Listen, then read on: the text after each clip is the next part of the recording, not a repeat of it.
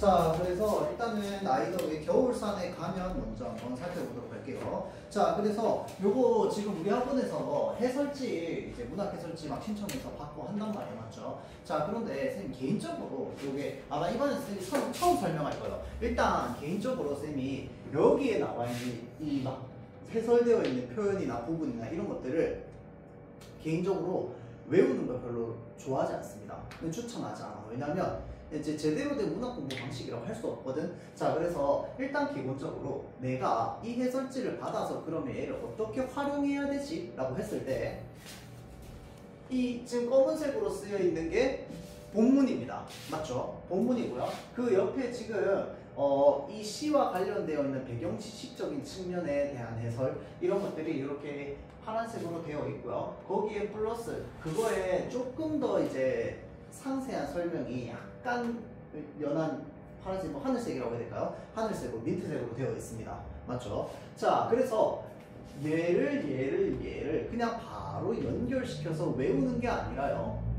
얘가 왜 이렇게 읽히지? 얘가 왜 이렇게 되지? 라는 걸 내가 스스로 연결해가지고 이 문장의 구절이 이렇게 해석된다라고 하는 거를 스스로 근거를 만들어서 연결할 수 있어야 돼요. 무슨 말인지 알겠지?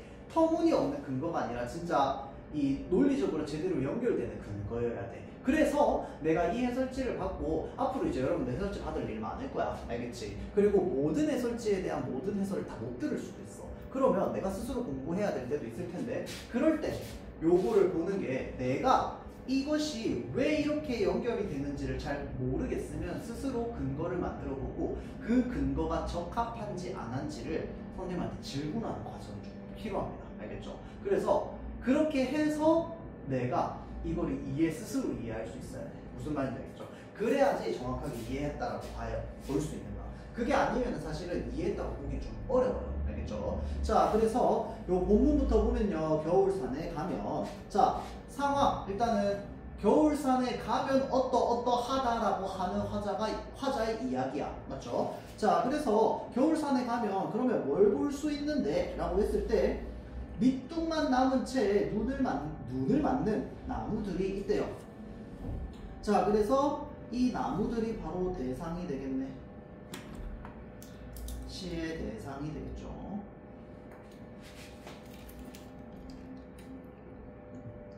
자, 그래서 쌓인 눈을 손으로 헤쳐내면 드러난 나이테가 나를 바라보고 있대요. 자, 잘 보세요.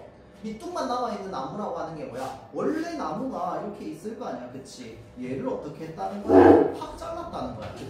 그래서 지금 밑둥만 이렇게 남은 거야. 그럼 여기에 이렇게 나이테들이 그려져 있겠네. 맞죠? 자, 그래서 쌓인 눈을 이렇게 쓱 헤쳐보면은 거기에 나이테들이 막 이렇게 보이는 거야. 맞죠? 자, 그래서 지금 여기에서 나이테로 시선이 집중된다라고 하는 게 처음에는 뭘 봤는데? 겨울산에 나무를 봤어. 그치? 나무들이 있는데 그 나무들들 중에 밑둥이 잘려있는 어떤 애가 있어서 걔 눈을 이렇게 쓱 쓸어본 거야. 그랬더니 그 안에 이제 나이테가 보이는 거죠. 맞죠? 자, 그래서 그 나이테를 들여다볼수록 비범하게 생긴 넓은 이마와 도타우 귀, 그 위로 오르는 그 길이 보인대요. 자, 그래서 요거 지금 무엇에 대해서 얘기하고 있는 거야? 그 나무, 그렇지. 밑둥의 모습이죠. 자, 그래서 자, 잘 보세요. 비범하다라고 하는 점과 도탑다라고 하는 점에서 우리가 느낄 수 있는 거는 뭐냐? 대상에 대한 긍정적 시각입니다. 엄마야. 대상에 대한 긍정적 시각입니다. 이거 혹시 느껴집니까? 도탑다가 무슨 뜻인데? 사랑이나 인정이 많고 깊다. 자, 비범하다라고 하는 게 뭡니까?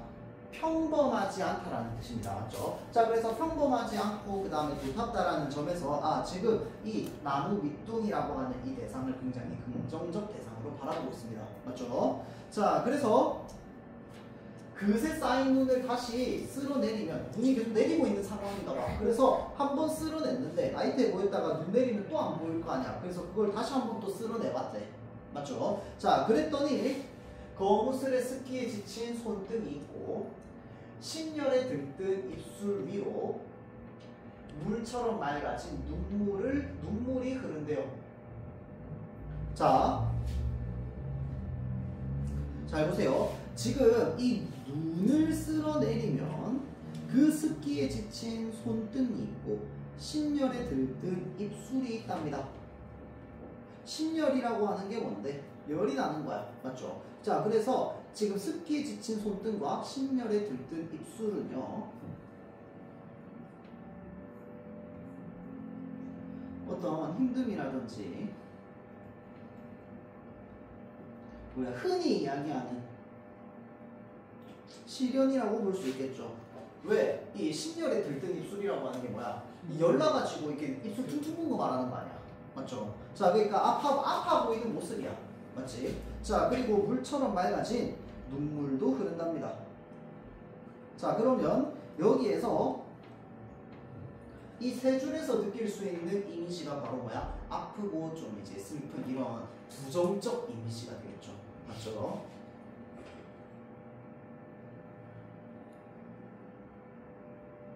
자, 그래서 잘릴 때 쏟은 톱밥 가루는 지금도 마른 껍질 속에 흩어져서 해산한 여인의 땀으로 맺혀 빛나고, 해산이 뭔데? 아이를 낳은 겁니다. 맞죠? 자, 그러면 아이를 낳은 여성의 땀방울이라고 하는 거, 완전 지친 상태, 완전 기진맥진한 상태 땀방울이겠다. 그렇지? 그러한 땀방울로 맺혀서 빛난대. 뭐가? 톱밥가루가. 자, 그러면 한번 생각해 봅시다. 톱밥가루는 언제 날리는데? 나무가 잘릴 때야. 맞죠? 나무가 잘릴 때, 나무가 고통스러울 때 톱밥가루가 날리는데, 그 톱밥가루 날리는 게 마치 어떤 이제 아이를 다 낳고 기진맥진한 여성의 땀처럼 맺혀있다 라고 이야기를 하는 거죠. 맞죠? 자, 그래서 여기에 있는 것들을 전부 아까 여기서부터 해가지고 쭉 모아봤을 때 우리가 이거를 뭐라고 생각할 수 있는 거야? 이 나이테가 겪고 있는 고통을 비유적으로 나타낸다라고 볼 수 있는 거야. 무슨 말인지 알겠지? 이게 연결이 이렇게 되는 거야. 자, 그래서 그 옆으로는 아직 나이테도 생기지 않은 꺾으면 문드러질 만큼 어린 것들이 뿌리 박힌 곳에서 자라나고 있대요. 자, 그 밑둥 잘린 거 여러분들 아마 본 적 없을 거야. 나도 본 적 없어. 그냥 이제 그 사진만 봤어. 이 사진만 봤는데 이제 나무를 이렇게 뚝 자르면은 그 상태로 나무가 안 자라는 게 아니잖아. 자르면 거기서 또 자라. 알겠죠? 거기서 또 자라는데 이제 거기서도 자라고 그 다음에 그 옆에서도 막 자라거든. 그러니까 이제 이 나무가 그늘이 막 이렇게 져 있었을 거 아니야. 그치? 그럼 햇빛이 없으니까 그 밑에는 식물들이 잘 안 자라. 그런데 얘를 잘라. 예를 들어서. 그러면 햇빛들이 이렇게 밑둥이 잘려 있으면 원래는 여기에 햇빛이 안 들었는데 이제는 여기 햇빛이 든단 말이야. 그러면 여기에서도 조금씩 이제 싹이 나기 시작하거든.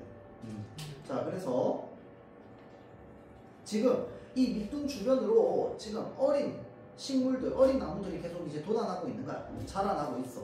맞죠? 자, 도끼로 찍히고 베이고 눈 속에 묻히더라도 고요히 남아서 기다리고 계신 어머니. 여기에 별표.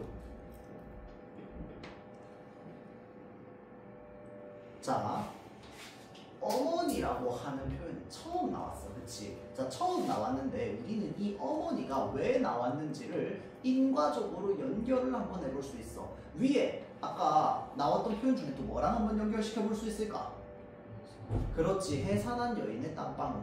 어머니라고 하는 건 아이를 낳아야 어머니야. 맞지? 그러니까 해산한 여인의 땀방울이라고 하는 것으로 연결시킬 수 있어. 거기에 플러스 우리가 보통 이 어머니라고 하면은 가지고 있는 어떤 상징성이라든지 이미지라고 하는 게 있습니다. 자, 그래서 어머니 하면은 우리가 가질 수 있는 이미지 뭔데? 첫 번째 헌신, 다음 인내,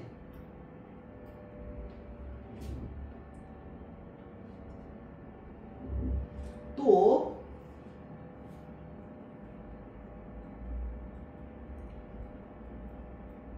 생명력입니다. 왜? 하나의 생명을 잉태한 존재야. 맞죠? 자, 그런 점에서 지금 이 시에서 처음에 묘사된 건 뭐가 묘사됐어? 그냥 밑둥이 잘린 나무에 나이테가 그냥 그려져 있었어. 맞지? 그런데 이 밑둥이 잘린 나이테가 보이는 모습을 봤더니 화자가 보기에는 뭐랑 되게 비슷해? 어머니가 가지고 있는 이미지가 되게 비슷해. 자, 그래서 여기 이 가운데에 있는 이 교집합 부분을 연결을 시킨 거죠. 그냥 바로 어떻게 고요히 남아서 기다리고 계신 어머니라고 하면서 맞지? 그럼 이 어머니가 진짜 화자의 어머니를 말하는 거야? 아니지. 그럼 이 어머니는 뭘 말하는 건데? 잘린 나무의 밑둥, 이 나이테를 말하는 거죠. 나이테를 보고 어머니가 생각났는데 그걸 보고 아, 이 나이테를 보니까 잘리던 톱밥 가루들이 생각나고 이 톱밥 가루를 보니까 이제 우리를 헌신과 인내로 이끌어준 그리고 또 생명을 잉태해준 어머니가 생각나 라고 표현하면 이거 문학이야 아니야? 아니야. 그게 뭐가 문학이야?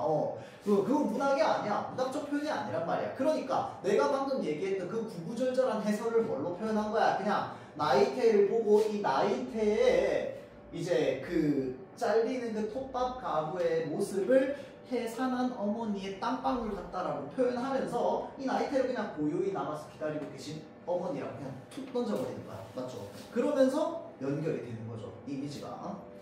자, 그래서 눈을 맞으며 산에 들면 처음부터 끝까지 나를 바라보는 나이테가 있대요. 자, 여기에서 또 어머니와 나이테의 공통점이 있습니다. 바로 뭔데? 끝까지 나를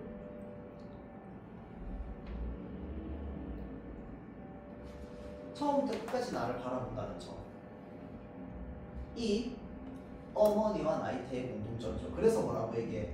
눈을 맞으면 산에 들면 처음부터 끝까지 나를 바라보고 있는 나이테가 있다 라고 이야기를 하죠. 근데 이 나이테 모습은 그러면 뭐랑 닮아 있는데? 어머니의 모습과 닮아 있어 라고 이야기를 하는 거죠. 자, 그럼 여기까지 보고 다시 한번 위로 올라가가지고 해설들 한번 보겠습니다. 자, 그래서 항상 본문을요 나는 개인적으로 어떻게 보는 걸 추천하냐면요, 일단 까만색으로 봐.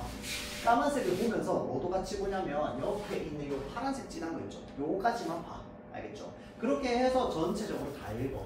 그러고 다시 올라가. 그래서 여기에 있는 세세한 해설을 다시 한번 읽어봐. 내가 내용을 마치 그냥 뭐 웹툰이나 소설 읽듯이 연결이 되는지를 봐. 연결이 안 돼. 이건 이렇게 왜 표현했지? 그거를 질문해야 돼. 무슨 말인지 알겠죠? 자, 그래서 지금 다시 보면 이제 요거를 쭉 이제 읽어보면은 그 안에서 이제 우리 표현법이나 이런 것도 한번 찾아볼 거야. 자, 그래서 겨울산에 가면 밑둥만 나무채로 만든 나무들이 있대요. 쌓인 눈을 손으로 헤쳐내면 드러난 나이테가 나를 보고 있대요. 자, 형광펜이나 펜 있으면 여기 밑줄 한번 그어볼게요. 자, 드러난 나이테가 나를 보고 있다. 자, 표현상의 특징, 주객전도의 표현이라고 합니다. 주객전도가 뭔데? 그러니까 주인과 손님이 뒤바뀌는 거야. 맞죠? 주인과 손님이 뒤바뀌어. 나이테가 실제로 날 볼 수 있어? 없어. 사실은 내가 나이테를 보고 있는 거야. 근데 나이테가 날 보고 있다라고 하면서 이 나이테를 중심으로 시를 이야기하려고 하는 의도가 느껴지죠. 이 시에서 중심이 나야? 아니야. 나이테야. 무슨 말인지 알겠죠? 자, 그래서 시적 긴장감을 유발하는 효과를 거둔다라고 되어 있는데, 이 여기에서 이제 여러분들이 이제 질문이 들어와야 되는 게, 그러면 주객전도의 표현이고 나이테에 집중해서 보는데 이게 왜 시적 긴장감을 발생시켜요?가 돼야지. 자, 시적 긴장감을 발생시킨다라고 하는 건 다른 말로 하면은 어떤 말이냐면, 조금 쉬운 말로는 문학성이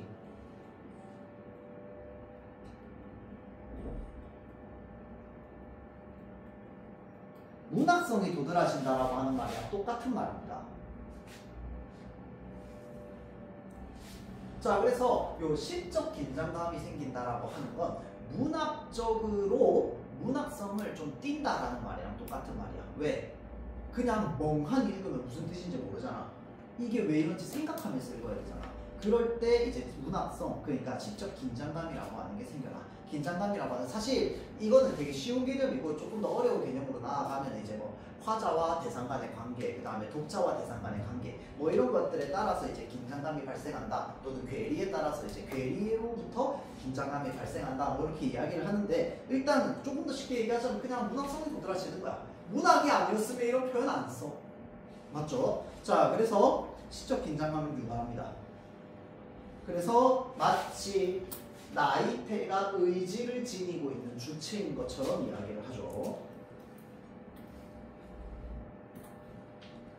자, 다음. 들여다볼수록 비범하게 생긴 넓은 이마와 숱한 목이 그 위로 오르는 외길이 보인다라고 하는 점에서 아까 쌤이 얘기했습니다. 긍정하고 있다라고 했다. 그렇지? 자, 요 정도 연결은 여러분들이 특히나 모의고사 같은 작품에서 읽을 때는 바로바로 연결을 해야 돼. 지금 긍정적으로 바라보고 있네 라고 하면서. 알겠죠? 자, 다음. 그래서 이 힘듦이나 시련이 느껴지는 심혈에 들뜬 입술이 지금 나이테에서 보이고, 거무술의 습기에 지친 손등이 또 보인단 말이야. 맞지? 그런 점에서 나이테를 의인화해서 고통을 겪은 이미지를 지니고 있는 존재로 이야기를 하는 거죠. 그러니까 나이테는 뭐 해야 돼? 고통을 인내해야지. 맞죠?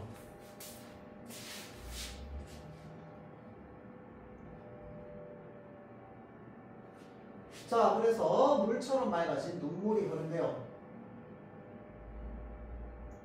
자, 그리고 잘릴 때 쏘는 토박가루도 마찬가지죠. 해산한 여인의 땀방울 같다라고 하는 게 두 가지가 느껴지죠. 첫 번째는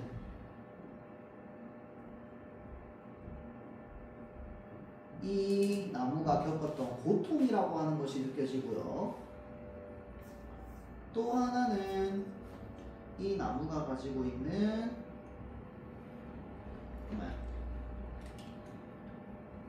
생명력이라고 하는 이미지가 또 드러납니다.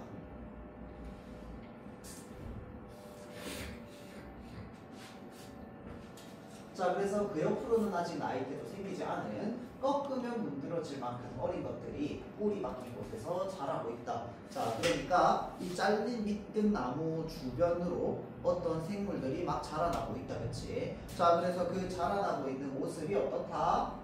자라나고 있는 모습에서 우리는 무엇을 느낄 수 있다? 생명력을 느낄 수 있다. 왜? 해산했으니까 무언가가 태어나겠지.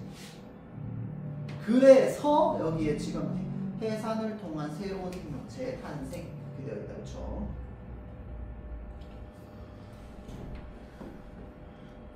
자, 그래서 도끼로 찍히고 베이고 눈 속에 묻히더라도, 자, 이게 지금 뭐 하는 건데? 나무가 겪는, 그렇지, 시련이죠.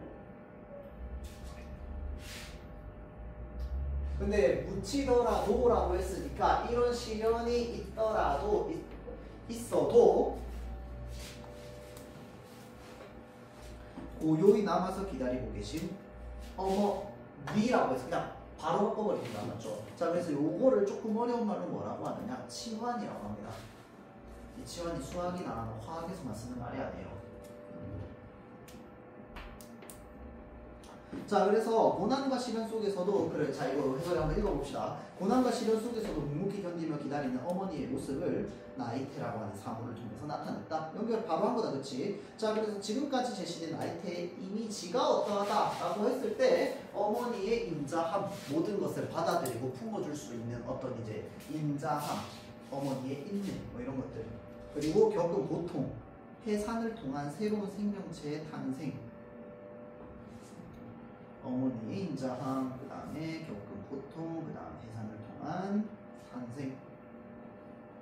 탄생을 바탕으로 봤더니 이 나이테는 참 어머니 같은 성질을 가지고 있네. 그래서 눈을 맞으면서 산에 들면 처음부터 끝까지 나를 바라보고 있는 나이테가 있다 라고 이제 이야기를 하는 거죠. 자, 이렇게 되면은 사실은 그렇게 어렵진 않을 거야. 뒤에 이렇게 핵심어나 이런 것들이 또 정리가 되어 있습니다. 맞죠? 그래서 이런 것들을 바탕으로 한번 내가 스스로 정리하고 그 다음에 읽고 제대로 본 다음에 보통 이제 여러분들이 뭘 해야 되냐면 이런 이제 그 문학 작품들 같은 경우에는 항상 해설지 시킬 때요 문제 한 세트 같이 달라고 하면 좋거든요. 자, 그래서 요거는 오늘 시간 되면 같이 좀 풀이하려고 했는데 같이는 못 볼 것 같아요. 자, 그래서 이 그 겨울산의 가면이라는 작품이 과거에 이제 그 모의고사에 출제된 적이 있어요. 그래서 그 기출 문제의 변형 문제들이 지금 여기 있거든. 근데 보통 시는 여러분들 많이 풀어봐서 알겠지만 이제 시는 한 편 안 나오잖아, 그치? 여러 편 같이 나오잖아. 그래서 지문이 가나 이렇게 해가지고 다른 작품이랑 연계되어 있어요. 그래서 문제 풀 때 다른 지문은 안 풀면 됩니다. 알겠죠? 자, 그래서 여기 문제 보면은 뒷 문제들을 쭉 보다 보면 이런 식으로 그냥 애초에 겨울산에 가면에만 해당하는 문제가 따로 있어. 또 지문만 이렇게 되어 있기 때문에 해당하지 않는 지문은 그냥 넘기고 그 다음에 해당하는 지문만 좀 풀어보면 됩니다. 알겠죠? 자, 그래서 일단 기본적으로 우리가 생각해봐야 되는 거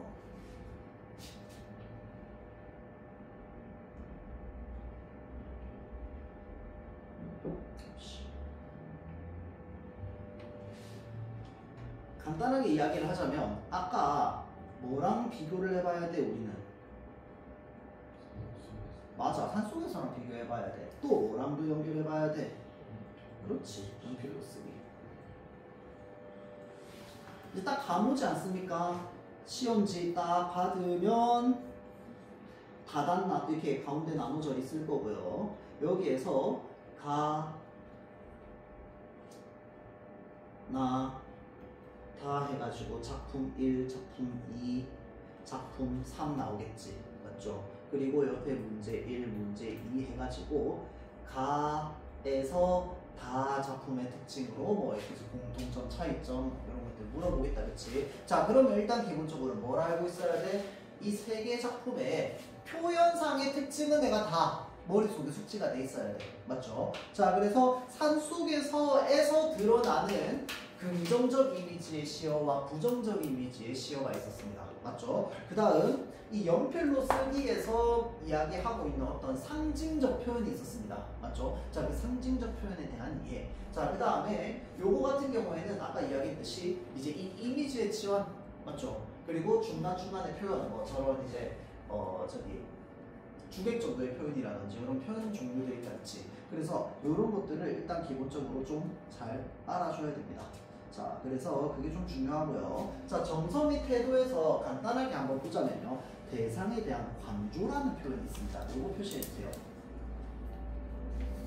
자, 관조라고 하는 게 무엇이냐라고 하면은 쉽게 말하면 그냥 바라보는 거야.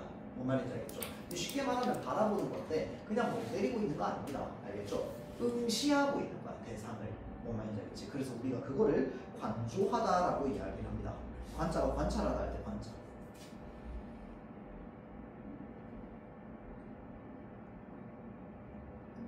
자, 그래서 이렇게까지 보고요. 아까 쌤이 풀어보라고 했던 요 산속에서 문제 몇 개 좀 보도록 할게요.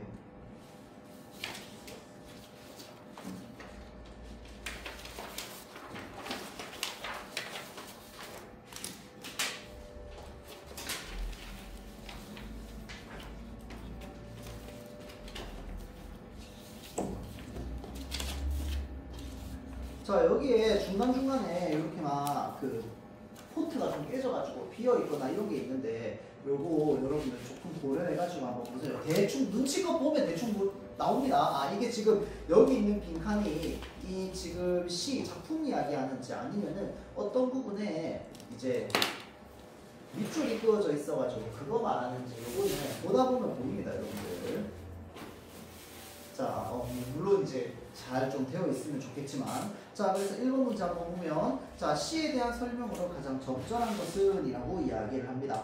자, 그래서 지금 계절적, 자, 잘 보세요. 우리가 선지 볼 때 어떤 식으로 봐야 되느냐? 자, 계절적 배경을 통해 애상적 분위기를 환기하고 있다. 자, 그러면 여기서 우리 두 가지 봐야 됩니다. 맞죠? 둘 다 OX 쳐봐야 돼. 자, 계절적 배경 나옵니까? 안 나옵니다. 애상적 분위기 나옵니까? 안 나옵니다. 자, 애상이 뭔데?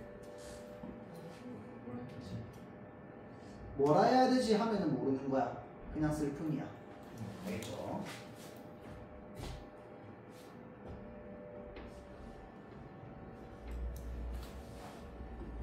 자, 다음 화자가 지향하는 바람직한 삶의 자세가 들어있다. 맞습니까?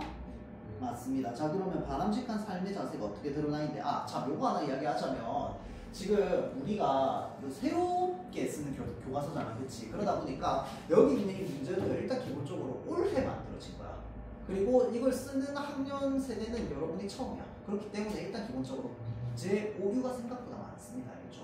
풀면서 이상하다 싶으면 질문해야 되고, 알겠지? 자, 그래서 쌤도 지금 요 산속에서는 아직까지 다 오류나 이런 것들 못 찾았는데, 다른 작품 이제 다른 학교 수업하면서 거의 한 세트당 한 문제씩은 꼭 오류가 있었던 것 같아. 이제 그래서 중간중간에 좀 이제 한번 그런 부분들을 살펴봐야 됩니다. 그리고 그 오류 찾는 것도 사실은 되게 큰 공부가 되기도 해요. 내가 진짜 이게 맞는가 아닌가 이런 것들을 스스로 생각해야 되기 때문에. 알겠죠? 그 다음에 문제 수가 시중에 풀려 있는 게 많이 없습니다. 맞죠? 그 말은 우리가 뭘 해야 되는 거냐라고 하면은 적은 수의 문제를 풀고 성지 하나하나를 꼼꼼하게 분석해야 된다 이 말입니다. 알겠죠? 자, 그래서 다시 한번 보자면 바람직한 삶의 자세가 드러났는데, 바람직한 삶의 자세는 그럼 어떤 자세인데? 그렇지.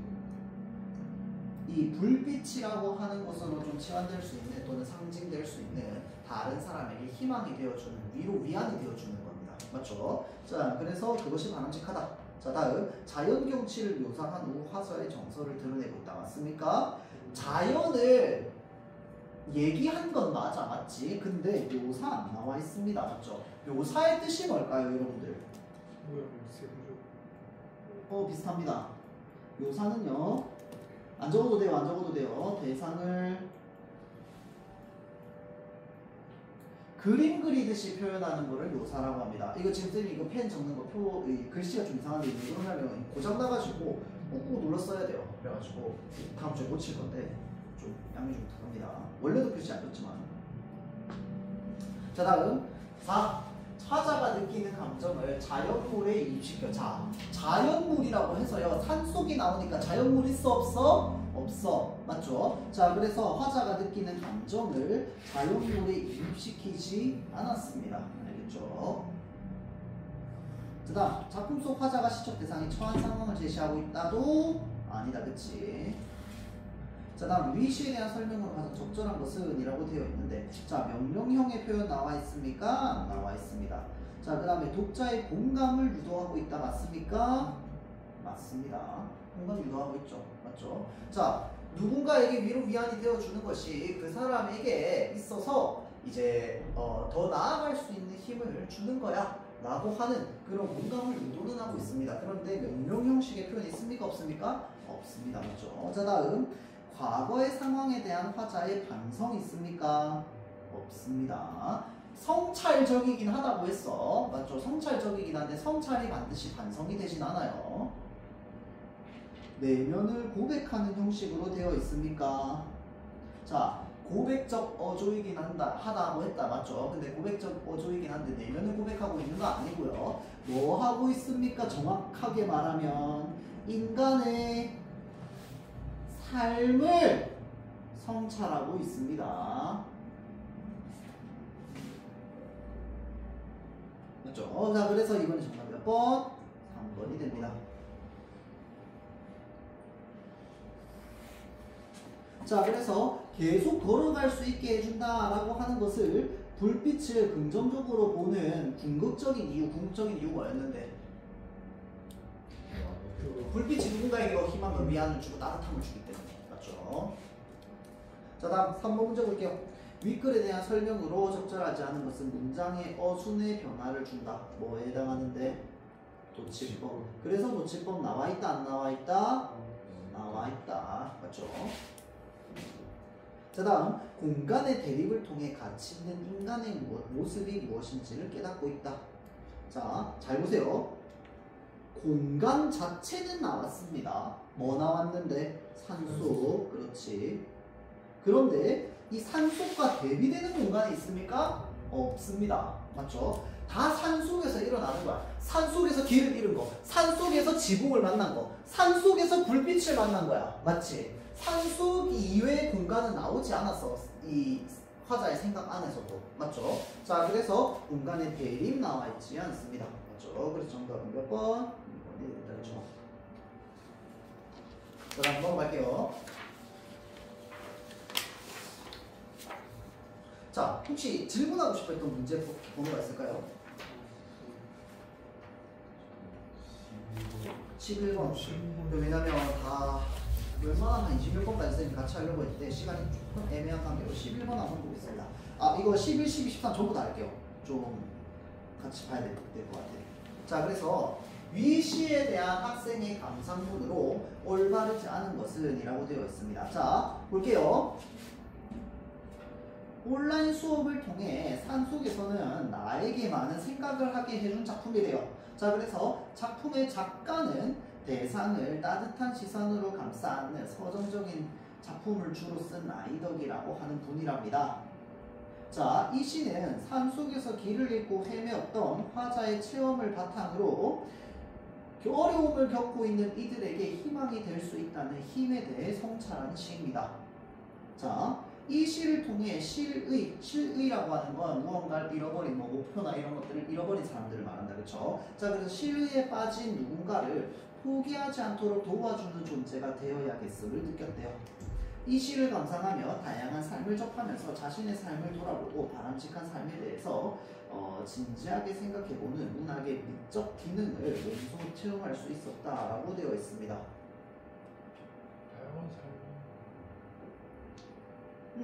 자, 지금 여기에서 아닌 부분은 요거 하나밖에 없습니다. 다양한 삶을 접하면서야. 맞죠? 자, 왜? 일단 기본적으로 이 산속에서라고 하는 이제 이 작품 안에서 이야기를 하는 거잖아. 그쵸? 자, 그러니까 예를 들어서 다양한 삶을 빼! 그러고 자신의 삶을 돌아보고 바람직한 삶을 맞는 말이야. 무슨 말인지 알겠지? 자, 그래서 정답은 5번이 됩니다. 자, 그러면 다른 선지를 볼게요. 이건 사실 다른 선지가 중요해요. 자, 지금 이 감상문에 뭐가 나와 있는 거냐면, 자, 지금 요거 작품 감상을 어떤 맥락으로 한 겁니까? 작가 맥락으로 한 겁니다. 표현론적 관점이죠.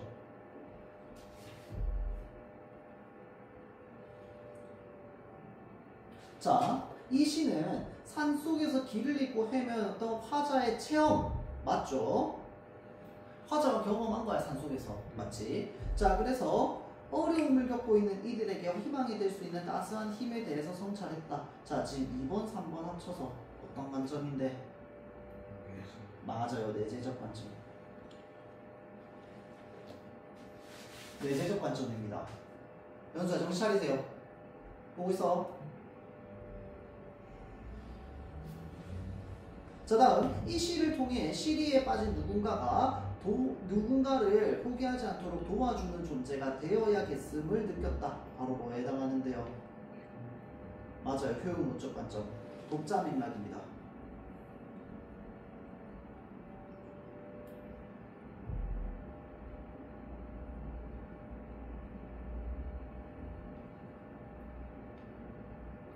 자, 다음 12번 또 볼게요. 자, 이 시를 감상한 내용으로 적절하지 않은 것은 이라고 되어 있습니다. 자, 길을 잃어보지 않은 사람은 시련을 겪어보지 않은 사람을 의미한다. 맞습니까? 네.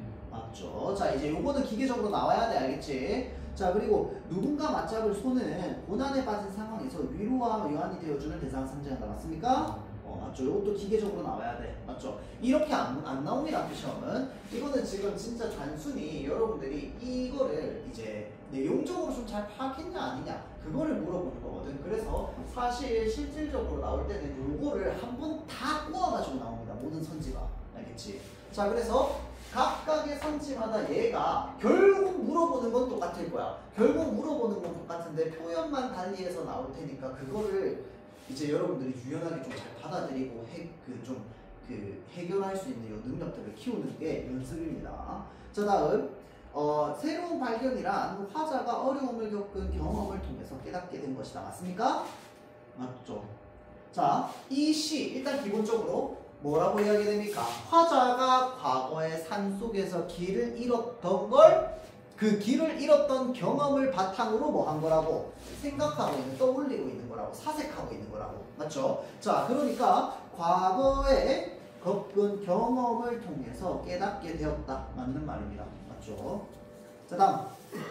거대한 산줄기보다 작은 지붕들이 더 큰 위로와 유안이 된 존재. 이건 시에 그대로 나와 있다. 그치? 네.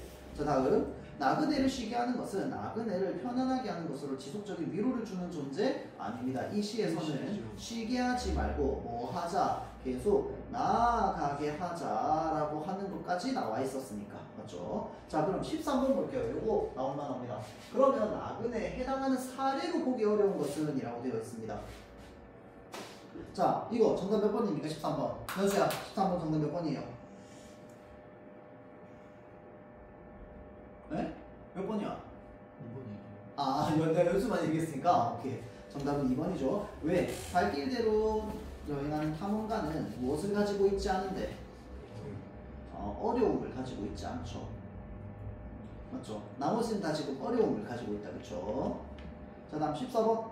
윗글의 시상전개 방식으로 가장 적절한 것은, 자, 화자가 이동하는 공간에 따라서 시상을 전개하고 있다. 맞습니까? 아닙니다. 이동 안 한다고 했어요. 생각의 흐름에 따라 나갑니다. 자, 그래서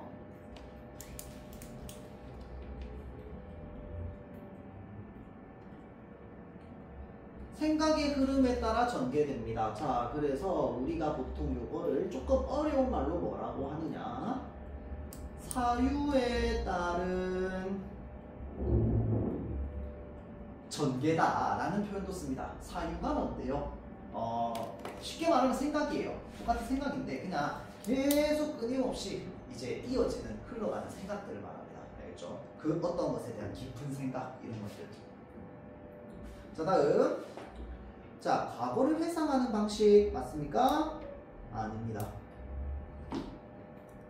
과거의 경험을 바탕으로 지금 생각하는 거야. 알겠지? 길을 잃어봤던 것만 그때고 이 불빛의 따뜻함에 대해서 생각하는 건 언제야? 지금이야. 지금 화자가 생각하고 있는 거야. 여기서 알겠죠? 자, 다음 청유형 어미 있습니까? 없습니다. 그렇죠? 뭐뭐 하자. 없죠? 자, 다음 자연과 인간의 모습을 대조적으로 그리고 있습니까? 자, 요거 생각해 봅시다. 보통 우리가 옛날 작품들 보면 꼭 자연과 인간을 대조해서 나타내잖아. 그치? 그런데 요 시는 그런 거 전혀 아니다. 그쵸? 자, 그래서 대조 한정 1도 없습니다. 자, 그래서 정답은 1번. 경험 있고요. 그 다음에 깨달음 있습니다. 그걸 바탕으로 전개하고 있죠. 자, 혹시 또 그 뒤에 또 질문할 문제 내용 있을까요? 뭐라고? 뭐 흐르는 흐르는 그거 혹시 학교에서 했어? 아니, 관점 했어 혹시? 작품 그 감상 관점 해가지고 내재적 관점, 내재적 관점 했었어. 그래서 공부 같아요. 기억이 잘. 진짜? 근데 보통 이 단원 할 때 안 하고 소통하는 단원 할 때 하긴 하거든. 그 필기면 필기 좀 하세요. 지금 적어줄게요. 자, 근데 이거를 물어보는 문제는 안 나옵니다. 물어보는 문제는 안 나오고요. 이 개념을 적용해가지고 어떤 선택에서 그냥 물어보는 거야. 그래서 이 관점으로 이 작품을 읽었는데 어떻게 해석이 되었어? 이 해석이 적절해?를 묻는 거야. 결국은 원론으로 돌아오자면 결국은 본문 내용 잘 알고 있어. 물어보는 말이랑 똑같은 말이야. 뭔 말인지 알겠지? 어찌됐건 한번 크게 봅시다. 내재적 관점, 그 다음에 외재적 관점이 있죠.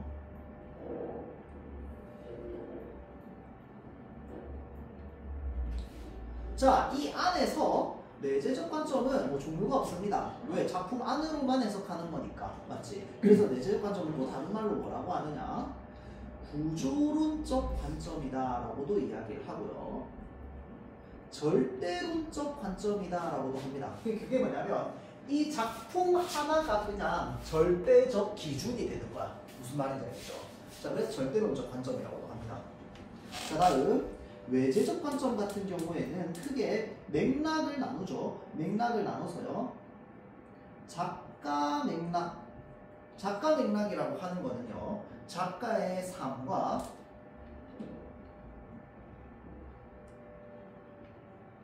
또는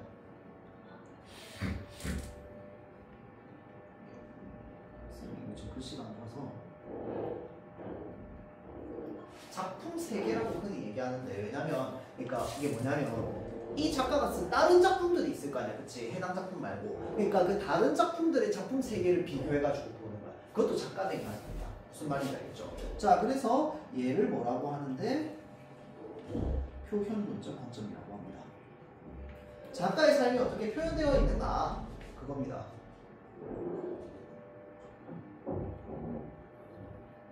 자, 다음 또 하나는 사회문화적 맥락.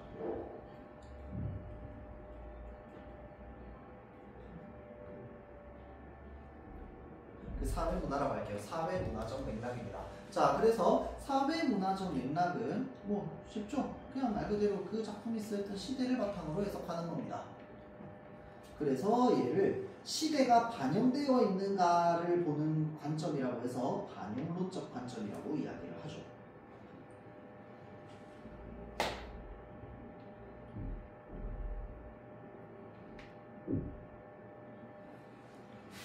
자, 다음 마지막으로 독자 맥락이라고 하는 게 있습니다. 자, 그래서 독자가 받은 영향.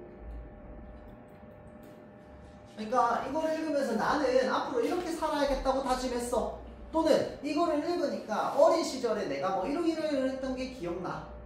또는 이 시를 읽으면서 내가 무엇을 반성하게 되었어 라고 하는 투의 말투 있지. 그런 것들이 전부 독자가 받은 영향입니다. 자, 그래서 독자에게 어떠한 효용을 주었는가 라고 해서 효용론적 관점이라고 합니다. 표현론, 반영론, 효용론적 관점. 자, 이거를 아는 게 중요한 게 아니고요. 보통 이거를 바탕으로 어떤 식으로 나오냐면 보기가 나옵니다. 그래서 보기에 아까처럼 막 어떤 감상문 같은 글이 쓰여 있을 거야. 그거를 읽으면서 여러분들이 뭘 떠올려야 되느냐? 아, 요거 지금 작가 맥락 이야기하는 거네. 이거 지금 사회문화적 맥락 얘기하는 거네. 이거는 독자 맥락 이야기하는 거네. 그래서 이 맥락을 바탕으로 이렇게 읽었다고 했는데 본문의 내용이랑 맞나? 엉뚱한 내용 지금 감상하고 있는 거 아니야?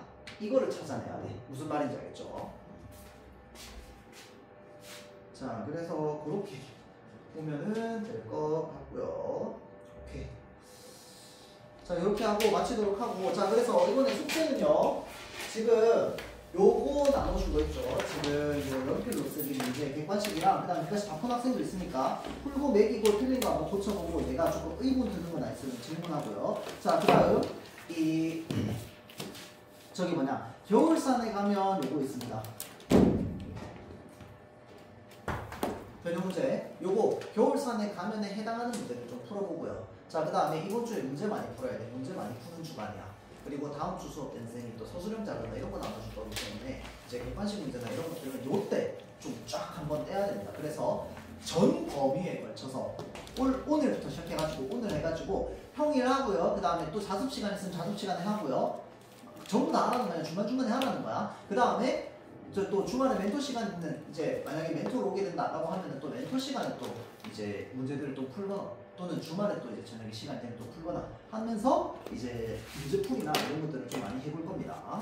자, 그렇게 하고 일단은 마치도록 할게요. 자, 그래서 그래서 쌤 지난번에도 얘기했죠.